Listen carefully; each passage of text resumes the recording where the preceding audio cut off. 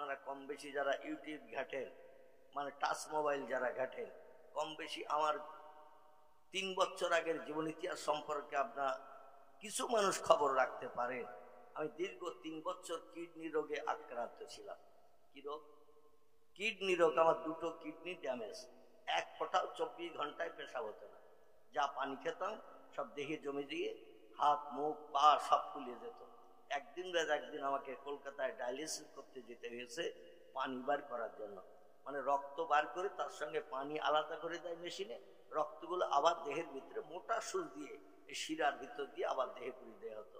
আমার হাতে চ্যানেল, গলায় চ্যানেল, বুকে চ্যানেল, 3 জায়গায় চ্যানেল করার পর এক টানা 2.5 বছর একদিন বসিরহাট থেকে কলকাতায় আমাকে ডায়ালিসিস করতে যেতে হয়েছে। কি দুর্জয় ব্যাপার একবার চিন্তা করেন। 2.5 বছর ধরে একদিন 85 কিলোমিটার রাস্তা যাওয়া, 85 কিলোমিটার রাস্তা বাড়ি ফেরা। সময় লাগতো ডায়ালিসিসে বেরিয়ে বাড়ি ফিরতে পাক্কা 9 ঘন্টা। কতটা বললাম? 9 ঘন্টা। এই 9 ঘন্টা পাক্কা 2.5 বছর ডায়ালিসিসের পরে গত 18 জানুয়ারি 2024, মানে এই 25 জানুয়ারি পেরিয়ে গেছে। 1 বছর কদিন হয়েছে, 5-7 দিন মতো। এই 1 বছর আমি অপারেশন করেছি, মানে কিডনি ট্রান্সপ্লান্ট হয়েছে। আমার এই পেটে কাপড় আলগা করলে দেখতে পারবেন 21টা সেলাই, একেবারে পাজরার কাঠি থেকে নিয়ে একেবারে গুপ্তঙ্গের গোড়া পর্যন্ত 21টা সেলাই আমার পেটে। পুরো পেট ফেরিয়ে 2 দিকে করে একজনের পেট থেকে একটা কিডনি কেটে নিয়ে আম গাছের কলম বাতা মতো আমার পেটে কিডনি নাড়িতে জুড়ে দিয়ে দিয়েছে। আপনাদের সকলের পেটে কিডনি 2টি, আমার পেটে কিন্তু 1টি। তো আল্লাহর অফুরন্ত রহমত, আপনারা যেমন সুস্থ, আল্লাহ একটা কিডনির মাধ্যম দিয়ে আমাকে অধমকে সুস্থ রেখেছেন। তো আমি মনে করতাম, আর ডাক্তাররা বলতো 75% কিডনি খারাপ না হলে যে আপনার কিডনি খারাপ হয়েছে আপনি বুঝতে পারবেন না। এটা এমন জটিল রোগ, 75% কিডনি খারাপ হওয়ার পরে রোগের সিমটম ধরা পড়ে। তার আগে কোনো রোগের সিমটম ধরা পড়ে না, কেউ বুঝতেই পারে না। আর যখন 75% খারাপ হয়ে যায়, হাজারো ওষুধপত্র খাওয়ালো এ রোগ আর সারে না। এর একটাই মাত্র উপায়, দুনিয়ায় বেঁচে থাকতে গেলে একজনের কাছ থেকে কিডনি ধার করে নিয়ে আপনার পেটে লাগাতে হবে। সেইভাবে লাগানো আছে। 3 বছর কঠিন অসুস্থতা ছিলাম, বাইরে কোথাও বার হতাম না, কোথাও প্রোগ্রামে যেতে পারতাম না। তো গত 18 জানুয়ারি 2024 অপারেশনের পরে পাক্কা 6 মাসের উপরে আমি ঘরের ভিতরে আবদ্ধ ছিলাম। আমার জন্য টয়লেট, পেশাব ঘর, পায়খানা ঘর সব আলাদা। আমার থালা ঘটি গেলার বাটি আলাদা। আমার ঘরে কেউ ঢোকার পারমিশন ছিল না। একমাত্র ডাক্তার ভয় দেখিয়েছিল ইনফেকশন হবে। কোন লোক আপনার ঘরে ঢুকলে, কারো সঙ্গে কথা বললে, ওদের শ্বাস নিঃশ্বাসে জীবাণু পায়দান আপনার দেহের ভিতরে ঢুকলে ইনফেকশন হবে গায়ে। কারণ জোড়া হয়েছে আপনার দেহের সঙ্গে অন্য লোকের পার্টস জোড়া, এ তাড়াতাড়ি স্বাভাবিক হয় না। আর যদি ইনফেকশন হয় আর বাঁচানো যাবে না। আমি বললাম, আল্লাহ একমাত্র তুমি পয়গম্বর আইয়ুব নবীর জীবন ইতিহাস কম বেশি অধমকে শিখিয়েছ। আইয়ুব নবী যেমন তোমার সাহায্যের জন্য অপেক্ষায় ছিল, আমিও তোমার সাহায্যের জন্য অপেক্ষায় থাকলাম। আল্লাহ যদি দয়া মনে করো, জনগণকে দিন শরীয়তের 2 কথা অদমকে দিয়ে আবার শোনাতে চাও, তাহলে তুমি সুস্থ করে দাও, অন্যথায় সুস্থ হওয়ার কোনো উপায় নাই। আমার ভাইরা, এই জন্য পয়গম্বর বলছেন, মান কানা লিল্লাহ, যে লোকটি আল্লাহর আপন হয়ে যায়, কানাল্লাহু লাহু, আল্লাহ তার আপন হয়ে যায়। পৃথিবীতে মানুষের যত কিছু প্রয়োজন, যা কিছু দরকার, আল্লাহ কোরআনের ভিতরে সব কোট করে দিয়ে দিয়েছেন। ফালা আলাইকা, আর কোন জিনিসের প্রয়োজন মানুষের দরকার হবে না। মা ফাতাকা মিনহু, আল্লাহর কোরআন মানুষের জন্য যথেষ্ট। জোরে বলুন একটু সুবহানাল্লাহ। তবে আল্লাহ বলেন, আমার কোরআন থেকে যদি শেফা চাও, সমস্যার সমাধান পেতে চাও, এমনকি আল্লাহ কোরআনে বলছেন, তুলিজুল লাইলা ফিন নাহার, আমি এমন একজন তোমাদের প্রভু, পৃথিবীর বিজ্ঞানীরা অতীতে যেটা পারেনি বর্তমানে পাচ্ছে না, ভবিষ্যতে নাতে নাতকুর এসো যেটা পারবে না, আমি আল্লাহ সেটা পারি।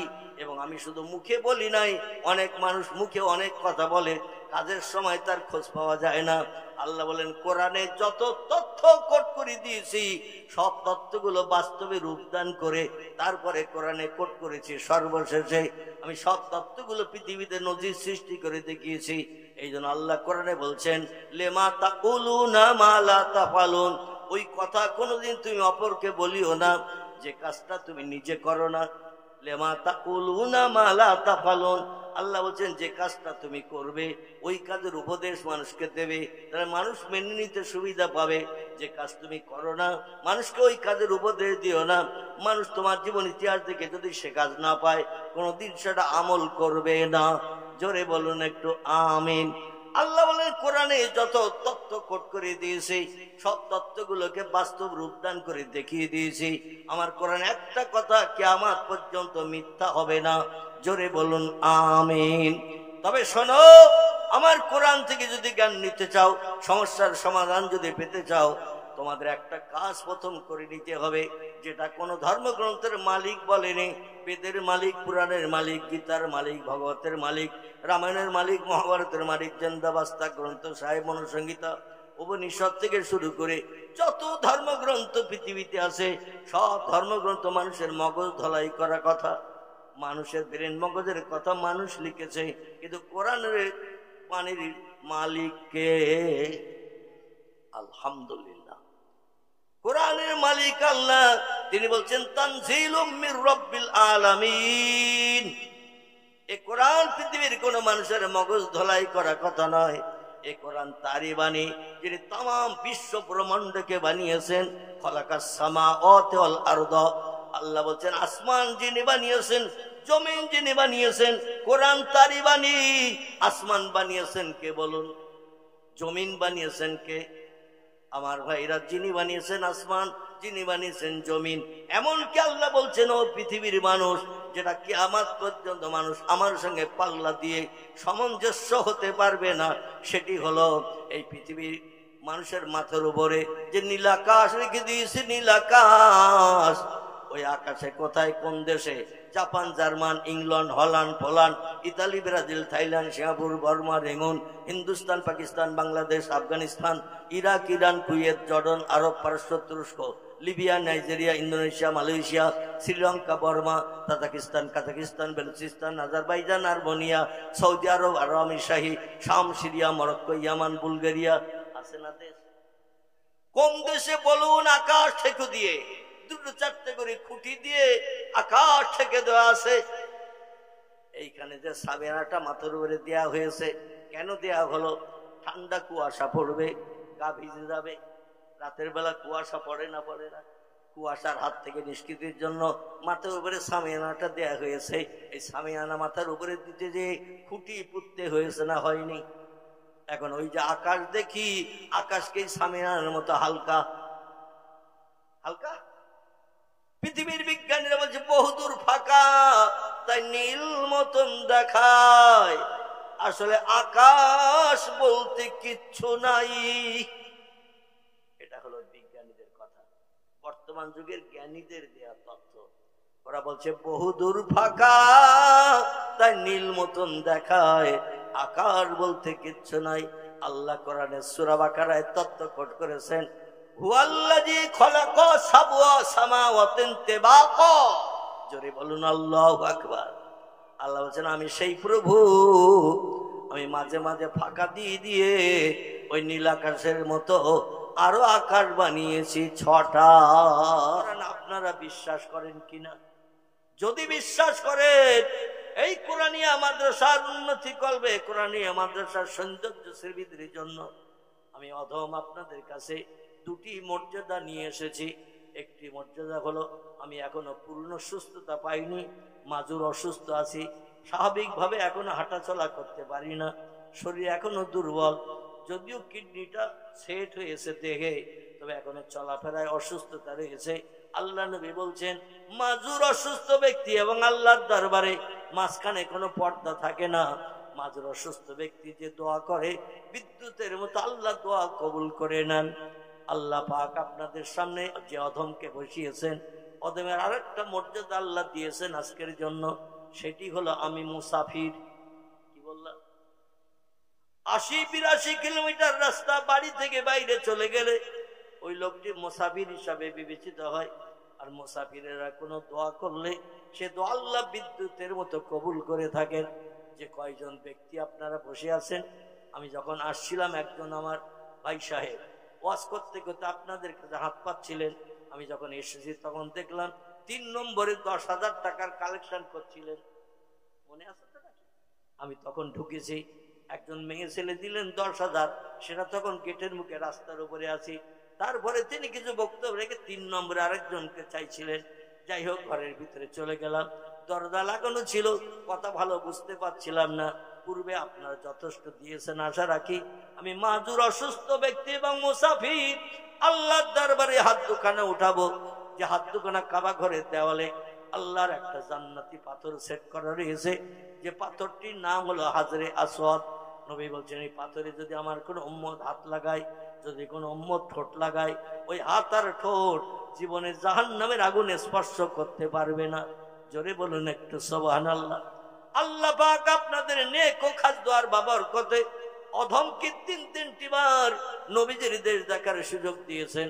আর নবীজির দেশে যাওয়ার কারণে কাবা শরীফ তওয়াফ করতে যে আমি 13টি বার এই হাত দুটো হাজরে আসওয়াদের গায়ে ঘষেছি, এই ঠোঁট দুটো হাজরে আসওয়াদে চুম্বন দিয়ে অন্তত 3-4 মিনিটের মতো মাথা ঢুকে রেখেছিলাম। 3 থেকে 4 মিনিটের মতো প্রতিবার। আমার ভাইরা, আমার মা বোনেদের কাছে অনুরোধ রাখছি, আপনারা যারা পাশে আপনাদের বসার জায়গায় বসে আছেন, ও মায়েরা, অধমের কথার দিকে একটু লক্ষ্য করে, এই হাতে বিড়ি ধরি না, এ হাতে সিগারেট ধরি না, এ হাতে পানের খিলে স্পর্শ করি না। দেখতে দেখতে 40 বছরের মতো হয়ে গেল, আমি অধম চায়ের কাপও হাত দিই না। কিসের কাপ বললাম? চায়ের কাপও। 40 বছরের মতো হলো আমি চায়ের কাপও হাত দিই না। যদি বলেন হুজুর চা খাওয়া কি হারাম, আমি অবশ্যই বলবো চা খাওয়া হলো হালাল, এর শরীয়তে খাওয়া যাবে, কোনো অপরাধ নাই, পাপ নাই। কিন্তু আমি কেন খাই না সেই তথ্যটি আপনাদের কাছে দেব। মসজিদে ফজর আজান দিল মুয়াজ্জিন, আজান দিয়ে এবার জামাতে 2 রাকাত ফরজের নামাজ পাঠ করে সোজা চলে এসেছে পাড়ার চায়ের দোকানে। এসে দেখে মদখোর যে কাপে চা খাচ্ছে, মুয়াজ্জিন কই কাপটা একটু গরম পানি দিয়ে ধুই, আবার মুয়াজ্জিন কই কাপে চা দিয়েছে। মদখোর যে কাপে চা খেলো, মসজিদের মুয়াজ্জিন 5 ওয়াক্ত আজান দেয়, ওই কাপে ওইখানে ঠোঁট লাগিয়ে চা খেলো। মনের দুঃখে আমি চায়ের কাপে আর হাত দিই না, কোন দোকানে বসি না। মসজিদের ইমাম ফজরের জামাতে নামাজ পড়িয়ে ও আবার একটু পরে এসেছে তাসবিহ তাহলিল পাঠ করে। এসে তাকে সুদখোর পাড়ায় সুদ খায়, অধিকাংশ মানুষ জানে সুদখোর চা খেতে বসেছে। চা খাচ্ছে যে কাপে, দোকানে কিছু ভিড় ভাট্টার কারণে সুদখোর যেই চায়ের কাপটা দিয়েছে, বলে ইমাম সাহেব কত সময় দাঁড়িয়ে থাকবে, তোরা একটু দেরি কর, ইমামকে একটু চা দেই। সুদখোর যে চায়ের কাপটা দিল, ওই চায়ের কাপে মসজিদের ইমামকেও চা ঢেলে দিল। ইমাম চুপ চুপ করে টেনে কলিজা কমপ্লিট করলো। এ কি খাওয়া যাবে? মদখোরের ঠোঁট লাগানো জায়গায়, সুদখোরের ঠোঁট লাগানো জায়গায় আপনি ঠোঁট লাগালে আপনি অপরাধী হবেন না? হবেন না? আমার ভাইরা, একটু বেঁচে চলার চেষ্টা করবেন, আল্লাহ যেন সেই তৌফিক দান করেন। আমার ভাইরা, যেটা আমি বলতে চাচ্ছিলাম, এই হাতটা একটু পবিত্র রাখার চেষ্টা করেছি। এ হাতে বিড়ি ধরি না, সিগারেট ধরি না, পানের খিলি ধরি না, তেরঙ্গার প্যাকেট স্পর্শ করি না, ফুরুলি, পেজি, পাপড়, ফুসকা কোন অবৈধ মেয়ের হাতে আল্লাহ অধমকে দেয়নি। হাত দুটো কাবার দেওয়ালের জান্নাতি পাথর ইজ্জতের খাতিরে হাত দুটো পবিত্র রাখার চেষ্টা করেছি। আজকের এই হাত আপনাদের হাতে লাগাতে দেব। আমি সব দিন দিই না, সময় সুযোগ সবাইকে দিই না। আজকের আপনাদের হাতে হাত লাগাতে দেব। যে হাতে বিড়ি খেয়েছেন, সিগারেট খেয়েছেন, বন্ধুর পাল্লায় পড়ে মদের গ্লাসও চুমুক দিয়েছেন কিনা আল্লাহই জানেন। সুদের ব্যবসা খোর, সুদখোর, তার বাড়িতে নিমন্ত্রণ খেয়ে হারাম খেয়ে বাড়ি এসেছে। আমি এই পবিত্র জান্নাতি পাথরে লাগানো হাতে আপনাদের হাতে এই জন্য হাত দেব, আল্লাহ জান্নাতি পাথর ইজ্জতের খাতিরে আপনাদের হাতের ময়লা পরিষ্কার করে দিয়ে আপনাদের কষ্ট করা পরিশ্রম করার টাকাগুলো আল্লাহ কিয়ামত পর্যন্ত যেন সাদকায়ে জারিয়ায় কবুল করে নেন। সকলে বলুন আমিন। যে কয়জন ব্যক্তি আছেন যারা এখনো দেননি একটু আসবেন আমার কাছে, তবে খালি হাতে নয়, খালি খালি মোসাফা হবে না। অন্তত 100, 200, 500 যার যেমন পারকতার ক্ষমতা আছে শেষ বেলায় একটু আমার হাতে হাত লাগিয়ে আল্লাহর ব্যাংকের বইতে রক্ত ঘামানো ঘাম ঝরানো পয়সা, বিবি বাচ্চার মুখের খোরাক, ওই পয়সাটা মাদ্রাসায় দান করেন, আল্লাহর নবীর মাদ্রাসায় দান করেন। হাসরের মাঠে যেদিন আপনার পাশে কেউ দাঁড়াবে না, সেদিন নবী আপনার নাজ নিয়ে জান্নাতে যাবে না। জোরে বলুন একটু আমিন, জোরে বলুন একটু আমিন। আমার মায়েরা বোনেরা, মাদ্রাসা কমিটির তরফ থেকে আপনাদের কাছে কর্তৃপক্ষরা গিয়েছেন, আপনাদের কাপড়ের আসলে যা কিছু বাধা আছে 20, 50, 100, 200 মেয়েরা পয়সা করি পেলেই দেখবেন কাপড়ের আসলের কোনায় বেঁধে রাখে, ঠিক কিনা? ও মায়ের আঁচল খুলে দিন, আল্লাহ নবীর মুখে হাসি ফুটান, নবীর শাফাতের চিন্তা ভাবনা করুন। স্বামী আপনার হবে না, ছেলে আপনার হবে না, মেয়ে আপনার হবে না, ভাই আপনার হবে না। আল্লাহ কোরআনে বলছেন, ইয়াউমা ইয়াফিরুল মারউ মিন আখিহি ওয়া উম্মিহি ওয়া আবিহি ওয়া সাহিবাতিহি ওয়া বানিহি আল আখির। জোরে বলুন আল্লাহু আকবার। সেদিন বড় ভয়ঙ্কর দিন হবে, যেদিন কেউ কোন আপন জনের সাহায্য করবে না।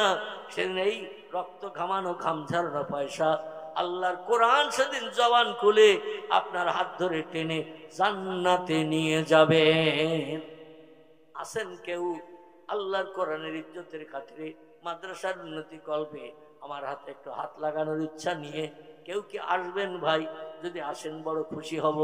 100, 200, 500 যার যেমন পারকতা ক্ষমতা আছে 20, 50। এখন শেষবেলা খুব জোর জবরদস্তি আপনাদের করব না। কালকের নাই 1 বান্ডেল বিড়ি খাবেন না, 2 কাপ কিংবা 3 কাপ চা প্রতিদিন খান দোকানে। একদিন চা না খেলে কি মরে যাবেন নাকি? একদিন যদি চা না খান মরে যাবেন? মরবেন না। এই জন্য আসুন, চায়ের পয়সাটা, বিড়ির পয়সাটা আল্লাহর ব্যাংকের বইতে একটু লিখে দিন। নবী আল্লাহ কোরআনে বলছেন, মান জাআ বিল হাসানাতে ফালাহু আশরু আমসালিহা। যে ব্যক্তি আমার ব্যাংকের বইতে 1 টাকা জমা করে, আমি 10 টাকার লাভ তার হাতে হাতে দেখাই। যে বান্দা চাওয়ার আগে আগাম দান করে, আল্লাহ বলছেন আমি 10 গুণ থেকে 70 থেকে